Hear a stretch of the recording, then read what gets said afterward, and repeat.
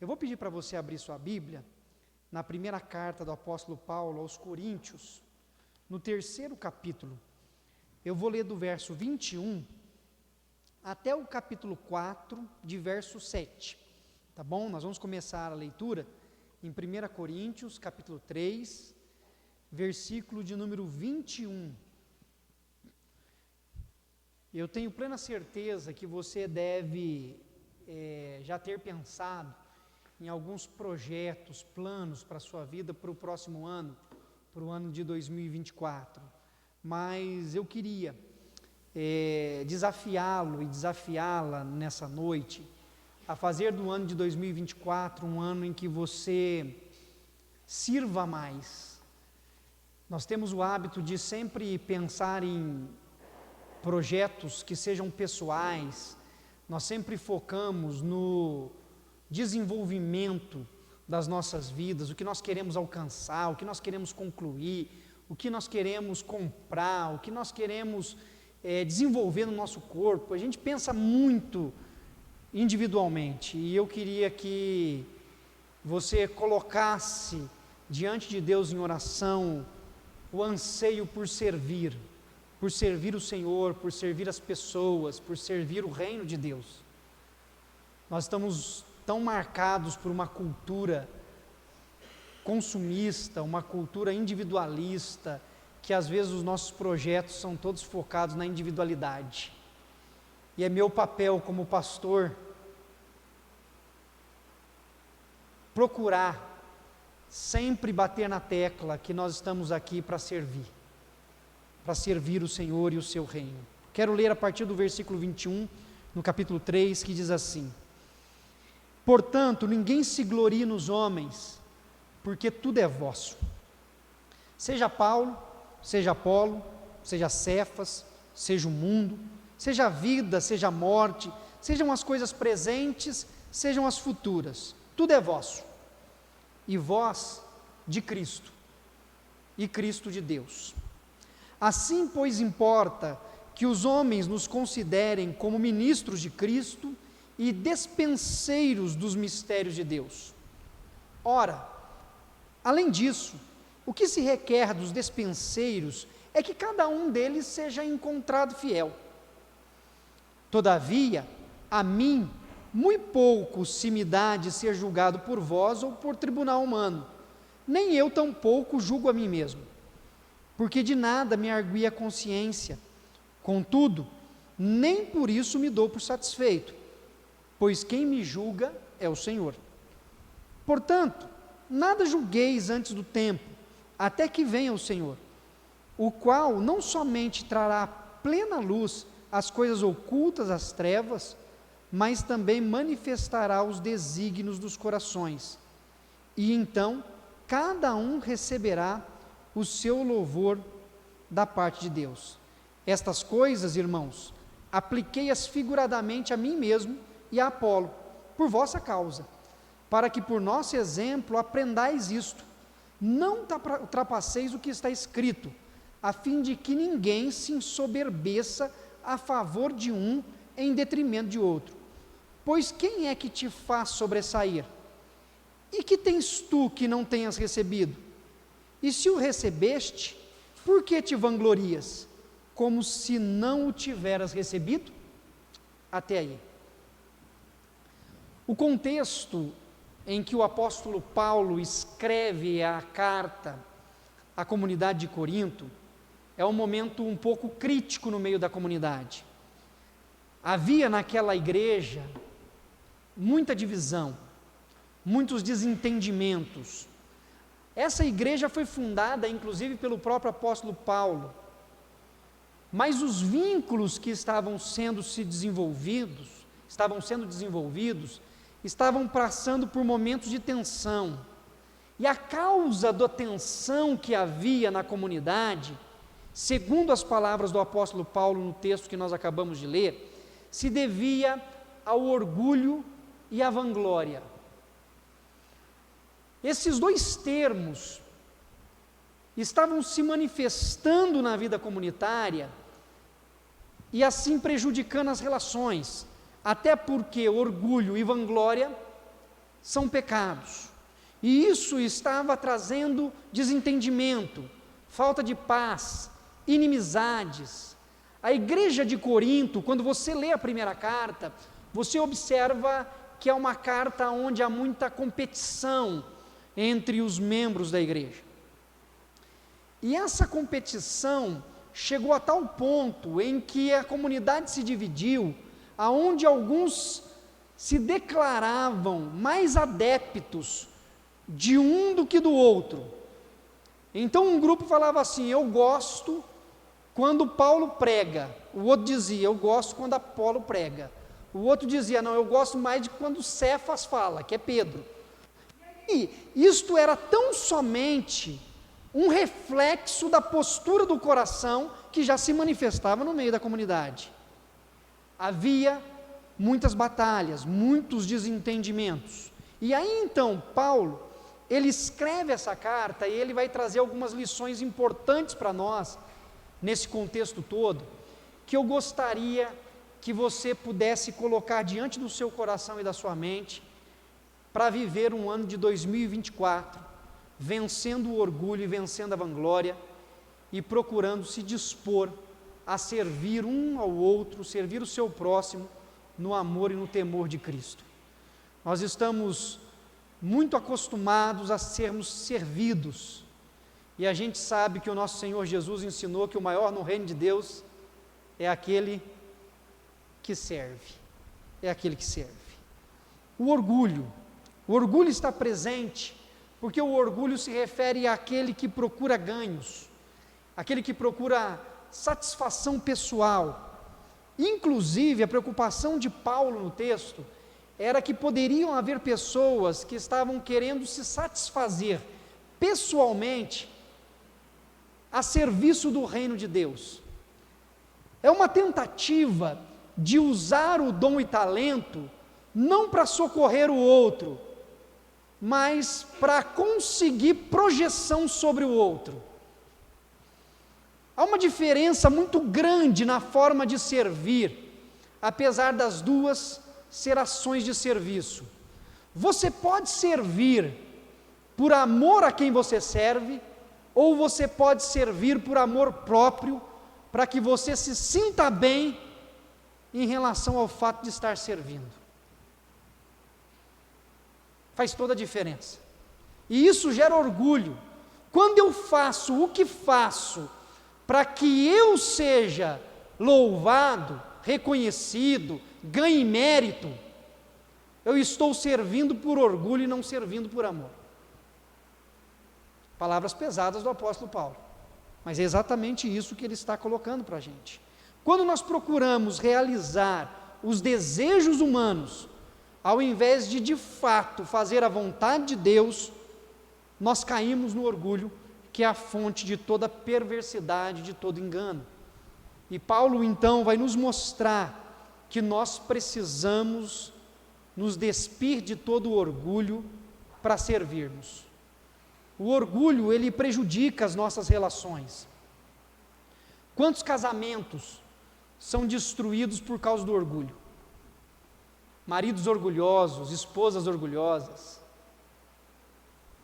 Quantas relações de pais e filhos caminham cada dia pior, porque o pai ou o filho tem posturas orgulhosas. Relacionamento com os amigos, colegas de trabalho, parceiros de esporte. Qualquer uma das relações que nós desenvolvemos, se o orgulho dominar o nosso coração, ao invés do anseio sincero de servir por amor ao outro, nós podemos cometer equívocos. E que neste ano de 2024, você e eu consigamos ser transformados, moldados pelo Espírito de Deus, para que nós venhamos a vencer, pela ajuda dele, o orgulho que habita em nós. Porque todos nós temos um pouco disso em nosso coração. Todos nós travamos uma batalha contra o que aprendemos a chamar de autoestima. Nós queremos estar bem, procuramos estar bem, queremos um ano de 2024 em que estejamos bem, mas precisamos tomar cuidado para que esse conceito de estar bem, um conceito ligado à ideia de uma autoestima, não seja alimentar o orgulho pecaminoso do nosso coração humano. Que nós consigamos, pela graça de Deus, vencer isso.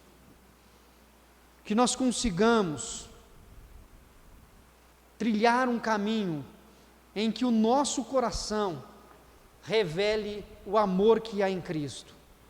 Muitos vão para o caminho tão somente de uma autoaceitação, a tentativa de se promover, de ser aceito nos meios em que está.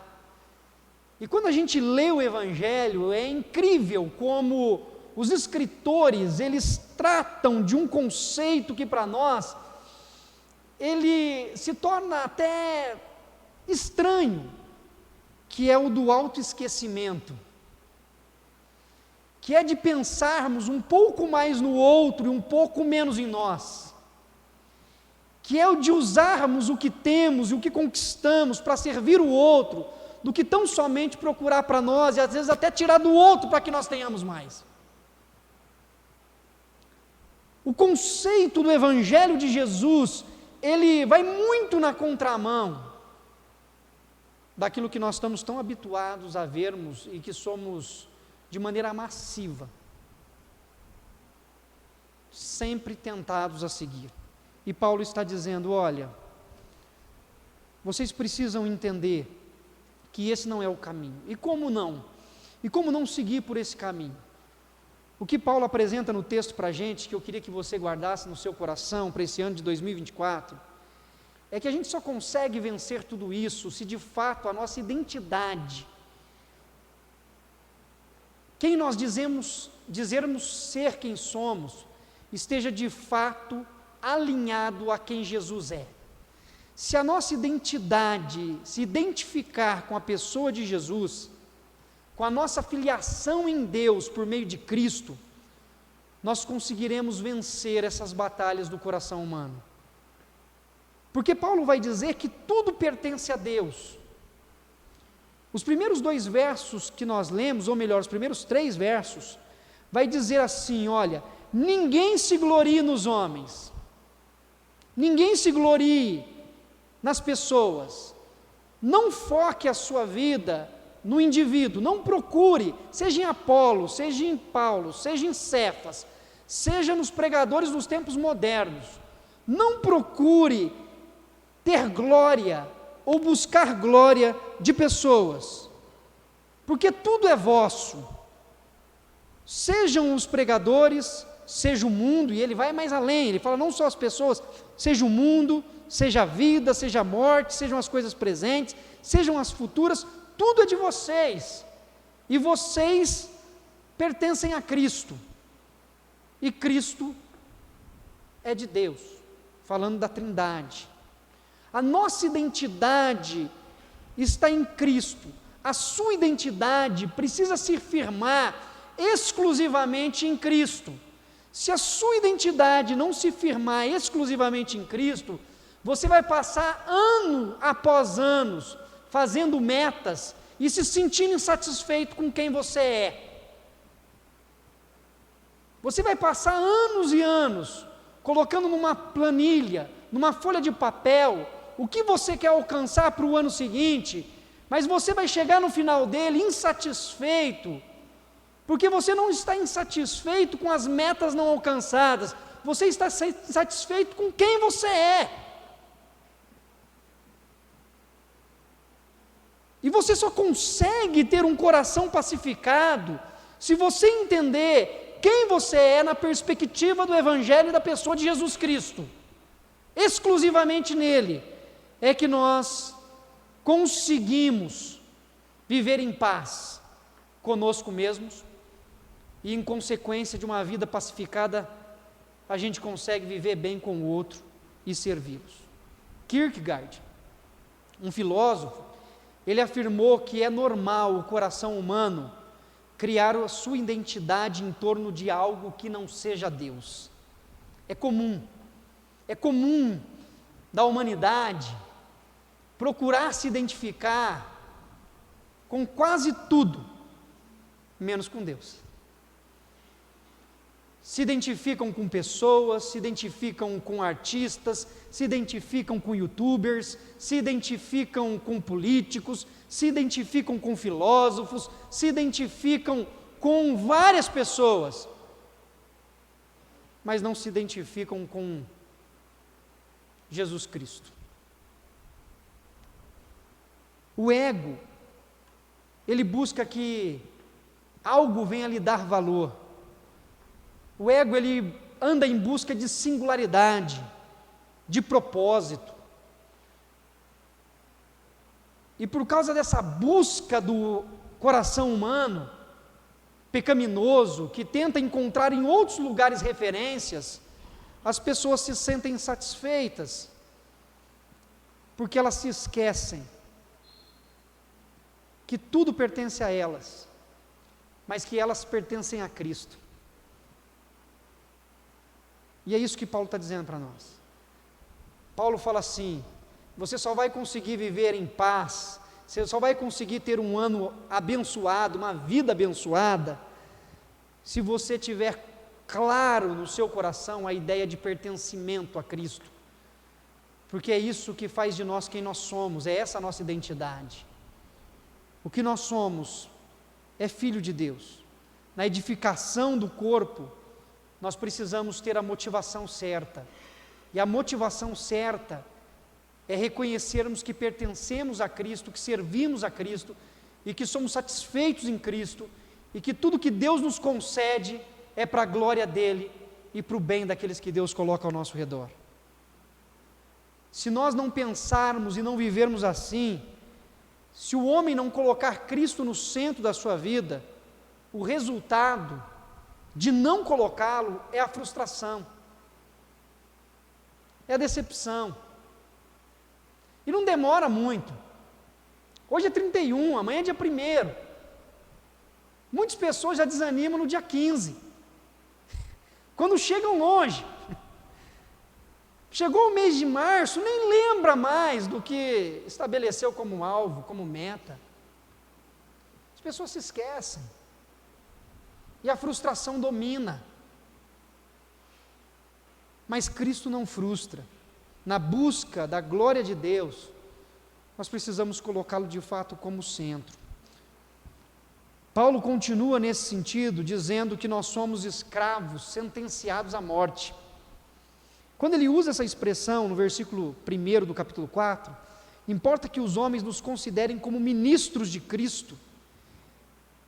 A ideia que ele usa como ministro aqui é o de remador de galés. O remador, que usa essa expressão para aquele tempo, eram formados por escravos que foram condenados à morte. Escravos que foram condenados à morte, para poderem ser usados como forma de produção, eles eram acorrentados nos grandes barcos para poder remar, e eles ficavam ali o resto da vida, morriam ali, porque eles não tinham mais liberdade, e eles não precisavam ser tratados com dignidade na compreensão da cultura, e eles iam aguardar a morte trabalhando. Quando Paulo usa essa expressão, dizendo que importa que nós sejamos considerados como ministros de Cristo, ele está dizendo, importa que nós, como escravos do Senhor, como servos do Senhor, como alguém que já está condenado, porque a nossa vida vai ter fim, mas fomos comprados, que nós sejamos considerados fiéis, que nós possamos servir de todo o coração, que nós possamos estar ali a serviço do Senhor.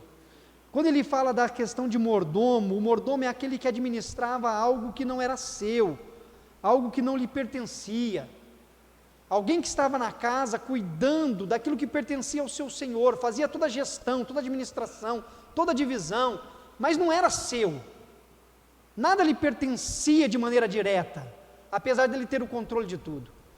E Paulo está dizendo que essas pessoas, mesmo sentenciadas à morte, e administradora de algo que não lhe pertencia, cumpria o seu papel, fazia o que tinha que ser feito. E ele usa esses exemplos para dizer que nós possamos ser encontrados fiéis a Deus. Que no ano de 2024, que nós possamos buscar no Senhor, como um projeto de vida para o novo ano, ser encontrado fiel ao nosso Senhor. Que sejamos fiéis a tudo quanto Ele tem nos dado. Que nós possamos agir de maneira humilde diante do nosso Senhor, tendo a consciência de que nós travamos uma grande batalha. Travamos uma grande batalha contra o nosso eu, contra o nosso orgulho, contra a nossa vaidade, contra o nosso ego. Essa é uma batalha muito grande. A gente só sente dor quando a gente está machucado. Eu gosto de praticar esporte, sempre gostei. E eu pratiquei por muitos anos o futebol. Sou muito bom. Essa é uma lição sobre orgulho, viu? Na verdade, eu não sou nada bom. Eu sempre gostei do futebol. E jogando futebol, num lance bobo, sozinho, depois de ter feito um treino de musculação de perna e fiz jogar bola, eu forcei demais o músculo e eu tive uma lesão na posterior da coxa. E a lesão não foi pequena, nada pequena. Eu fiquei sem jogar futebol por 8 meses, fazendo fisioterapia, fazendo um tratamento, um acompanhamento, para poder melhorar. E até hoje não melhorou. Então, se vocês virem eu jogando mal, é por causa disso. Todas as vezes que eu tentava fazer algum exercício, eu sentia dor. Todas as vezes que eu forçava um pouco, eu sentia dor. Hoje, quando eu vou fazer algum fortalecimento muscular na posterior da coxa, me dá cãibra e eu sinto a dor. Dói, porque está machucado. O ego é do mesmo jeito. O ego, ele dói porque ele é ferido. A gente sente o ego sendo machucado porque ele é atacado e dói.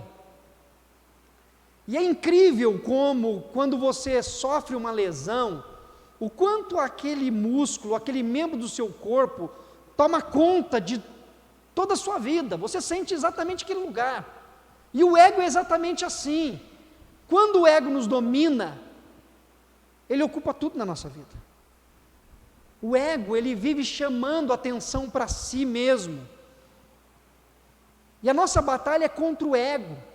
Quando nós reclamamos que alguém feriu os nossos sentimentos, na verdade as pessoas não feriram os nossos sentimentos. Os sentimentos são reflexo do nosso ego, de algo que tocou profundamente na maneira como nós nos enxergamos. Nós nos sentimos ofendidos, atacados, magoados, injustiçados, criticados, e diante disso o sentimento se manifesta. Mas não é o sentimento que é atacado, o sentimento é reflexo do ego que foi ferido. O ego se sente machucado, o ego dói. E Paulo, ele tenta nos mostrar que nós precisamos travar essa batalha contra o nosso ego. Paulo chega a dizer que ele não se importa mais se as pessoas estão julgando. Olha só, versículo 3. Todavia, a mim muito pouco se me dá de ser julgado por vós. Ele está dizendo, se os cristãos de Corinto quiserem me julgar, julguem. Julguem. Eu não quero continuar nisso. Se um tribunal humano quiser me julgar, julguem, mas eu também não continuarei nisso.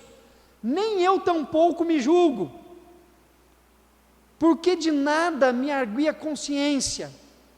Eu estou tranquilo comigo mesmo. Eu estou vivendo em paz comigo. Contudo, ainda assim eu não me dou por justificado, porque eu sei das minhas limitações. Paulo demonstra uma saúde emocional profunda, porque ele chega à maturidade de dizer assim: não importa o que os outros pensam de mim, o que importa é quem eu sou em Cristo Jesus, e isso para mim basta.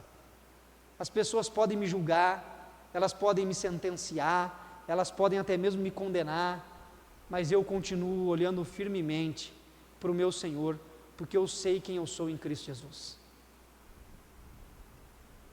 Paulo vence o seu ego.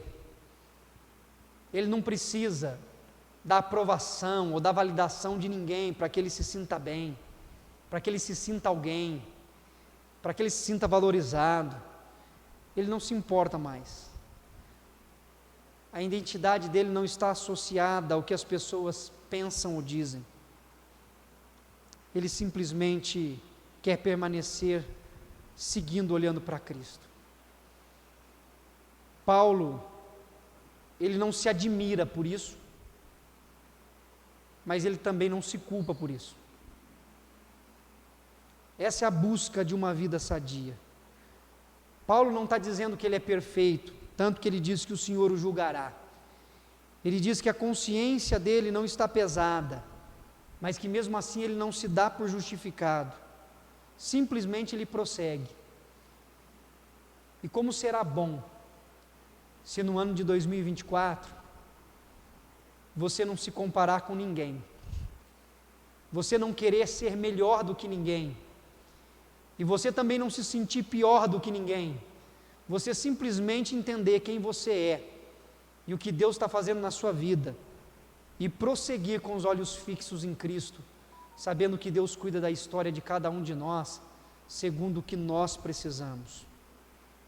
Paulo, nesse texto, e eu encerro com isto, ele não está dizendo que nós devemos pensar que somos menos do que os outros, e também não está dizendo que devemos pensar que somos mais do que os outros, mas sim que nós devemos pensar, às vezes, menos em nós, e que às vezes precisamos pensar mais nos outros.